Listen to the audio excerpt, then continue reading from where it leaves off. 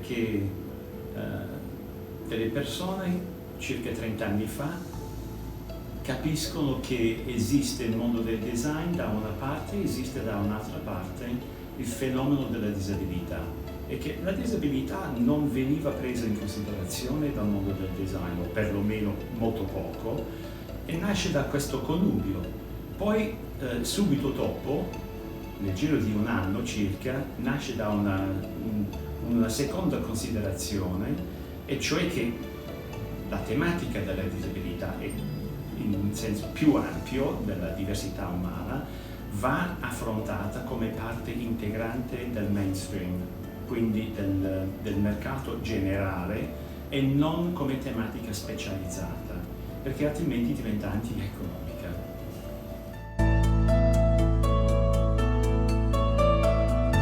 Nel 2023 l'Istituto Italiano di Cultura di Chicago presenta il programma Chi siamo? Representing Italian Culture, all'interno del quale l'Istituto ha l'ambizione di raccontare sulla complessità, la molteplicità e tutte le sfaccettature della società italiana contemporanea e come tutto ciò contribuisca ad arricchire l'eccellenza italiana nell'ambito culturale ed artistico. E per l'Italian Design Day 2023 abbiamo scelto come nostri interlocutori i rappresentanti dell'associazione Design for All Italia, che da anni, ormai dal 93, quando l'associazione fu fondata, si occupano, affrontano le riflessioni e le sfide che i designer si trovano davanti nel cercare di rendere accessibili alle persone con disabilità le esperienze della vita quotidiana.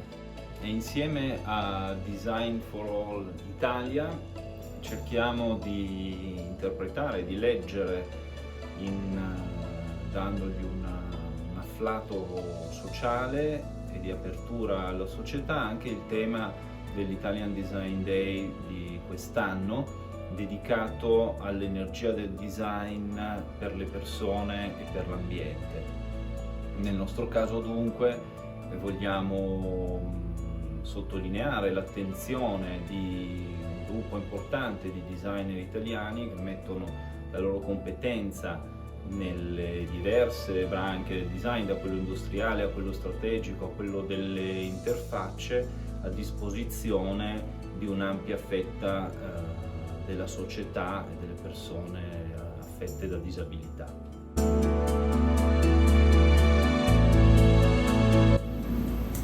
A mio avviso è un modo di vivere, nel senso che ormai quando mi aggiro per le città, quando vedo gli oggetti, le cose, ormai li vedo tutti all'interno di questa disciplina, cioè tutte le attenzioni, le mancate attenzioni che un progetto ha, quindi diciamo un mainstream che mi accompagna.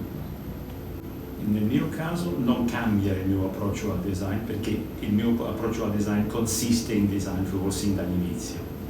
Quindi è questo che mi ha attirato al progetto, al design soprattutto.